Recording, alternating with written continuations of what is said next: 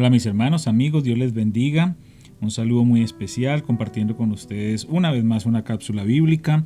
Seguimos avanzando día tras día en esta lectura que estamos haciendo de toda la Biblia durante este año. Les animo para que ustedes sigan atentos cada día con estas cápsulas, para que las sigan compartiendo también, que sigamos aprendiendo a través de la palabra de Dios. Sobre todo su plan eterno, su plan, su propósito, sus promesas y cómo nosotros estamos incluidos en ellos. Así es que les animo para que perseveremos, sigamos compartiendo y que la palabra de Dios corra y sea glorificada. Salmo 56, del 1 al 7. Oh Dios, ten misericordia de mí, porque la gente me acosa. Mis enemigos me atacan todo el día. Los que me calumnian no dejan de acosarme, y muchos me atacan descaradamente. Pero cuando tenga miedo, en ti pondré mi confianza. Alabo a Dios por lo que ha prometido.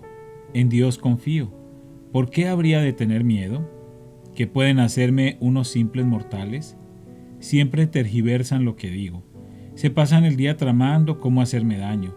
Se juntan para espiarme, vigilan cada paso que doy, ansiosos de matarme.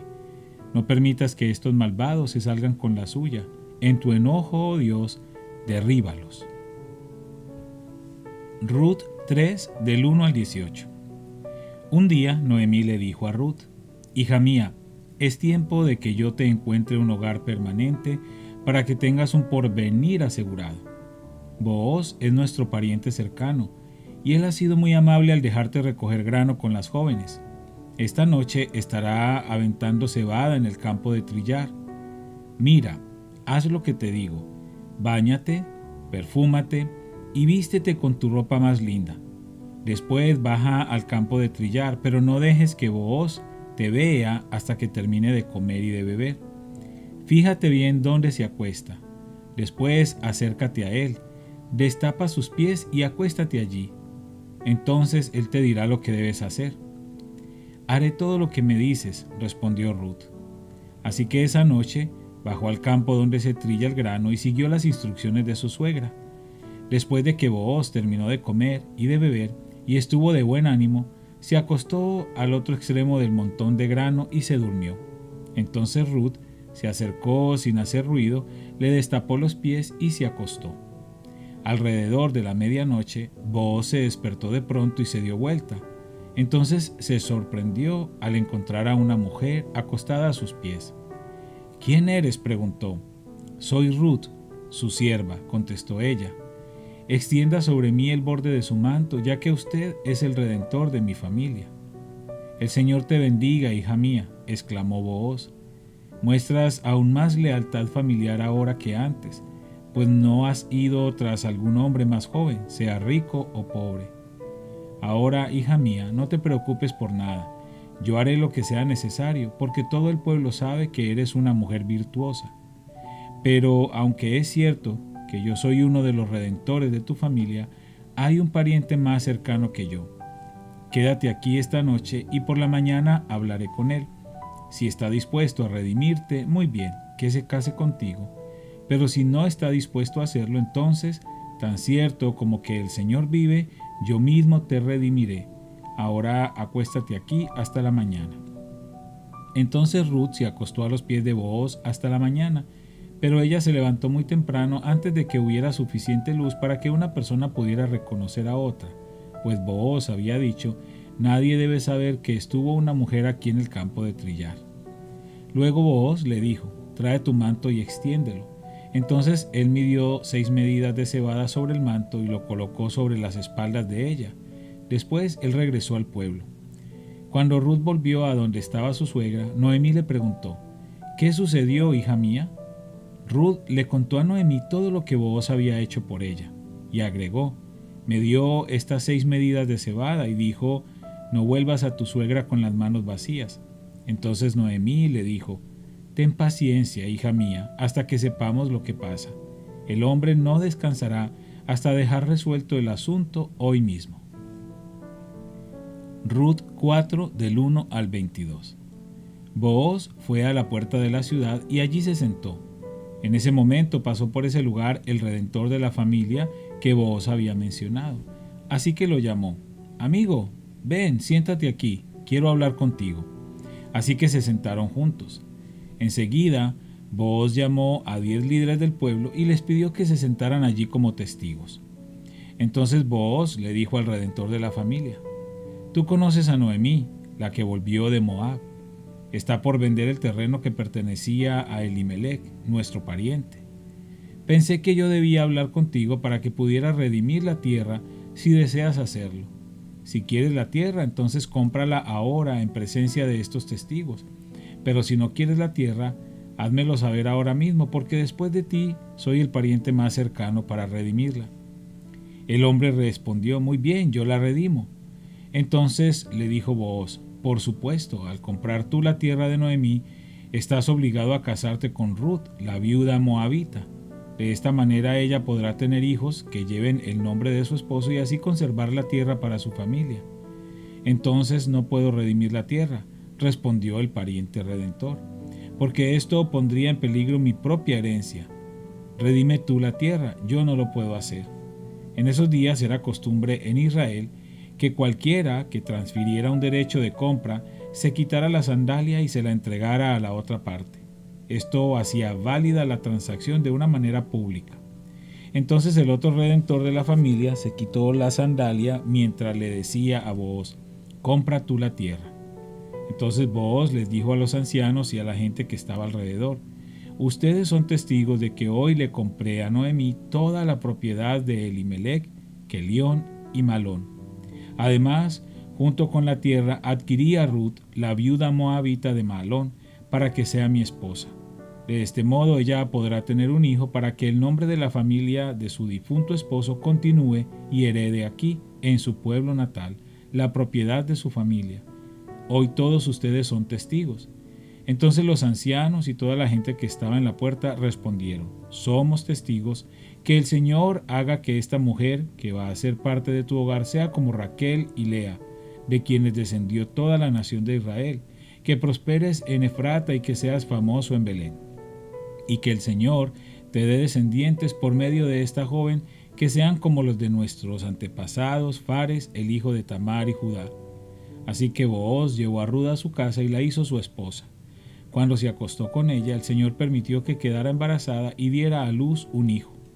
Entonces las mujeres del pueblo le dijeron a Noemí: Alabado sea el Señor que te ha dado ahora un redentor para tu familia, que este niño sea famoso en Israel, que él restaure tu juventud y te cuide en tu vejez, pues el hijo de tu nuera, que te ama y que te ha tratado mejor que 7 hijos. Entonces Noemí tomó al niño, lo abrazó contra su pecho y cuidó de él como si fuera su propio hijo. Las vecinas decían: Por fin ahora Noemí tiene nuevamente un hijo, y le pusieron por nombre Obed. Él llegó a ser el padre de Isaí y abuelo de David. Este es el registro genealógico de sus antepasados Fares. Fares fue el padre de Esrón. Esrón fue el padre de Ram.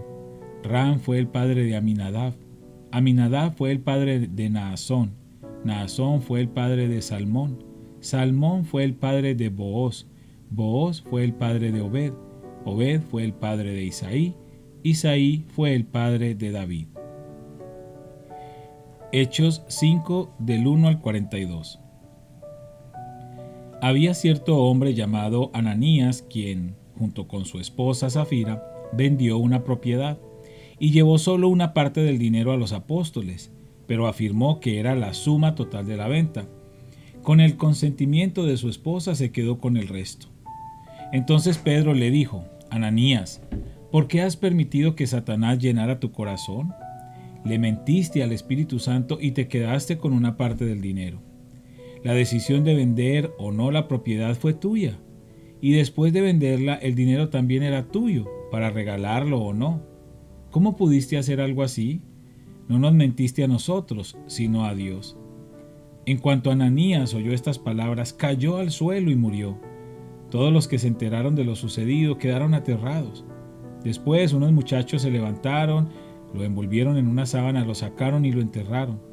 Como 3 horas más tarde entró su esposa sin saber lo que había pasado. Pedro le preguntó: ¿fue este todo el dinero que tú y tu esposo recibieron por la venta de su terreno? Sí, contestó ella, ese fue el precio. Y Pedro le dijo, ¿cómo pudieron ustedes dos siquiera pensar en conspirar para poner a prueba el Espíritu del Señor de esta manera? Los jóvenes que enterraron a tu esposo están justo afuera de la puerta. Ellos también te sacarán cargando a ti. Al instante ella cayó al suelo y murió. Cuando los jóvenes entraron y vieron que estaba muerta, la sacaron y la enterraron al lado de su esposo. Gran temor se apoderó de toda la iglesia y de todos los que oyeron lo que había sucedido. Los apóstoles hacían muchas señales milagrosas y maravillas entre la gente, y todos los creyentes se reunían con frecuencia en el templo, en el área conocida como el Pórtico de Salomón. Pero nadie más se atrevía a unirse a ellos, aunque toda la gente los tenía en alta estima. Sin embargo, cada vez más personas, multitudes de hombres y mujeres, creían y se acercaban al Señor. Como resultado del trabajo de los apóstoles, la gente sacaba a los enfermos a las calles en camas y camillas para que la sombra de Pedro cayera sobre algunos de ellos cuando él pasaba. Multitudes llegaban desde las aldeas que rodeaban a Jerusalén y llevaban a sus enfermos y a los que estaban poseídos por espíritus malignos, y todos eran sanados. El sumo sacerdote y sus funcionarios, que eran saduceos, se llenaron de envidia. Arrestaron a los apóstoles y los metieron en la cárcel pública. Pero un ángel del Señor llegó de noche, abrió las puertas de la cárcel y los sacó. Luego les dijo, vayan al templo y denle a la gente este mensaje de vida. Así que al amanecer los apóstoles entraron en el templo como se les había dicho y comenzaron a enseñar de inmediato.